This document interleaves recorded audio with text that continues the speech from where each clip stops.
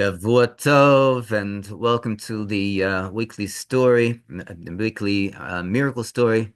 Tonight we have a double header, two short stories, but two stories, and they portray basically something that has to do with uh, miracles or more like in-depth understandings through the behavior and the relationship of the Rebbe with the Hasidim. First story, first story starts off in the time where there were the encounters with Chabad. This was one of the major programs that was spearheaded in order to go on to be able to organize students, university, college students to come to have to come to feel what a Shabbos is all about, and they would stay by families. They would eat together. Sometimes they would have lectures, and one of the highlight, I would say, of the encounter with the Rebbe was they would receive a yechidus to go into the Rebbe, and they would also have the privilege of being able to ask the Rebbe questions, personal questions in regard to their lives, in regard to Judaism, and so on. So once there was this group that came to the Rebbe, and the Pegisha, as it's called in Hebrew, the encounter with the Rebbe, and where Motzei Shabbos, Saturday night, so the Rebbe received them very late. It was already sometime after midnight, like 12:30 at night. The entire group came into the Yechidus room, into the Rebbe's room, and they started to ask questions. All of a sudden, one of the students raised his hand, and he asked the following question. He looked at the Rebbe and he asked the Rebbe, "Rabbi," as the student put it, "Rabbi, I would like to know, are we are we categorized as good Jews?" You know, I, and that's the, if we were put in front of such a question, we can understand the complications of giving a reply to such a question. I mean, these are students that are not observant yet. They have not studied Torah. They didn't have the opportunity to study Torah and to know about the observances of the mitzvahs. They're not observant yet. So, to go on to say, yes, you're a very good Jew, they would call you on your word, because wait a second, but we're not doing what Jews are supposed to be doing. So how can you call us good Jews? And if chas v'sholom, to go on to call them not good Jews, oh, then we're really asking for it. To go on to call a Jew a not good Jew because they're not observant, because they're not studying Torah, then they really would get into a turmoil of emotions and feelings. After the student raised the question, uh, the Rebbe gave a small pause, as if to think, and uh, and the Rebbe said the following words, and indeed they're very deep words, if I may say, myself, not in regard to the Rebbe, but in regard to ourselves. In regard to the Rebbe, everything that the Rebbe says is deep. But in regard to ourselves, the Rebbe starts saying as follows. The Rebbe says, listen, you know that we are here in the city of New York. And the student nods, like, yeah. And he says, in the city of New York, we're here on a Saturday night. The student says, again, acknowledges the fact that, of course, it is a Saturday night. And in New York on a Saturday night, there are many different places that a person can spend their time, especially Saturday night. And from all the places that you have in order to go and to have, to spend your time. So you and this entire group chose to come late Saturday night here in New York City, here in New York, Brooklyn, and you chose to come here. In other words, the Rebbe is saying, come to 770 Eastern Parkway, to the Rebbe's room. And what is your purpose of coming here? Not to go into to have a pleasurable time, to enjoy yourself, to have fun. You chose to come here in order to go and to ask a rabbi questions on Judaism, on Yiddishkeit. So the Rebbe smiles and he says, "Wouldn't you call that a good Jew?" So over here, if we look a little deeper, we can understand, or we can see many different instructions from this story. But two major instructions that we'll just mention here and now. The first instruction is that uh, when we're talking about the way that we perceive another Jew, and by the way, it's not only the way we perceive our fellow Jew, it's also the way we perceive ourselves, our own Jew, our own godly soul. So many times a person will downplay the uh, the value of of what we're doing and what we're not doing. Downplay the factor of what we're doing as being something dear and precious. And the person will only look at the factors of what they're not doing. I mean, we're not talking about, major crimes and so on, but we're talking about, the spiritual life of this individual. Well, I'm not doing this, I'm not doing that. We're not talking about being a tzaddik. We're talking about just, being a good human being. So instead of going, the Rebbe comes and points out, instead of going and focusing on the negative, which might be pretty large as far as the list goes, the Rebbe comes and says that we're supposed to focus when we're looking at perceiving another Jew and perceiving ourselves. We're supposed to focus on the good in the other Jew, focus on the good within us, and realize and acknowledge that this is something that is very valuable. It's very treasured and very dear. And the second thing is not only the way that we perceive another person, but also the way Hashem looks upon us. A person might come and think to themselves, well, if what is it going to help if I do another mitzvah? If I do one mitzvah, a person says, I'll put on tefillin. Is it going to make some kind of a major revolution in the world? And a person might not value the action of doing one mitzvah. And here the Rebbe comes and says to these students, it's not even the action of doing the mitzvah, of sitting down and learning Torah. It's the fact that you are in the motion, you're in the process of going forward. Yeah? You have to keep on driving, as the saying goes.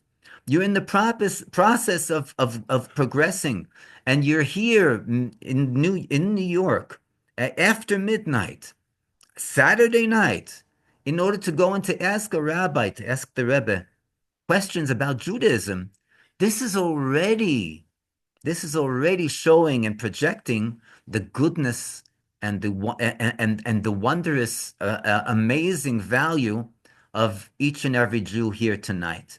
And this is what the Rebbe also stresses in regard to what the Rambam, we just we celebrated his day of passing on Chof Teves, the 20th of Teves. The Rambam comes and says that a person in the laws of Teshuvah, a person should always go and meditate on the fact that we are on a balanced scale. We and the entire world on one side, with the goodness that we have done, and the entire other side, with all the wrongdoings, Rahman litzlan, Hashem should save us, that the individual and the world has done. And the Rebbe says this is what the Rambam writes as a part of Jewish law, that with one good action, with one good utterance of speech, with one good thought about another Jew, about another person, about the creation, we can go and we can bring about the tipping of the scales to the positive side and the bringing of the Geula, the redemption, Moshiach, immediately now with the third and the complete and the eternal Beis Hamikdash. Yehi Rotzen should be Teichef Umiyad Mamish Mamish Mamish. We said that we have two stories tonight. The second story is a very sweet story.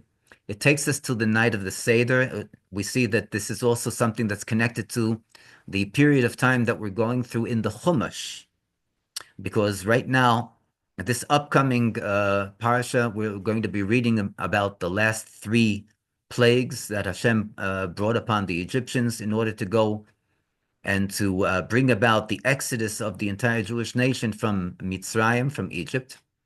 So the night of the Seder, the Rebbe's custom is to go up to the second floor where the previous Lubavitcher Rebbe, Rabbi Yosef Yitzchak Schneerson, whom we should, the Rebbe stresses in this week's Dvar Malchus, that the day of his passing is coming up on the 10th of Shvat. Rosh Chodesh Shvat is coming up this coming Thursday, Wednesday night, Thursday. Shvat in general is the acronym for Shen Nishma Besorot Tovot. That's translated from Hebrew. We should hear good news. So this is a very positive month. It's a very futuristic situation where a person has to see the good in everything, because this is what the month is all about, bringing goodness on a revealed basis. So the Rebbe is sitting at the night of the Seder, and it comes the end of the Shulchan Aruch, the